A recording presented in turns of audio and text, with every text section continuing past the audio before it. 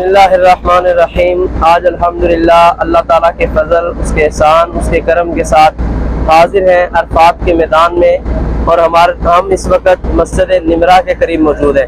یہ وہ مسجد نمرہ ہے کہ جہاں پہ حج کا خطبہ دیا جاتا ہے، اور یہ وہ مسجد عظیم الشان مسجد میدان عرفات میں کہ جو سارا سال بند رہتی ہے، صرف اس وقت کھلتی ہے کہ جب حجاج کرام میدان عرفات میں 9 ذی الحج کو تشریف لاتے ہیں۔ اس مسجد میں 9 ذی الحج کو 2 نمازیں ادا کی جاتی ہیں، ظہر اور عصر، اور جو حج کا خطبہ ہوتا ہے جس کو ہم اپنے پاکستان میں یا دنیا کے کونے کونے سے لوگ سنتے ہیں، تو وہ حج کا خطبہ بھی اسی مسجد شریف سے دیا جاتا ہے۔ تو اللہ تبارک و تعالی ہمیں اس مسجد کی زیارت کرنا بھی نصیب فرمائے، اور 9 ذی الحج کو میدان عرفات میں آ کر اس مسجد نمرہ کے اندر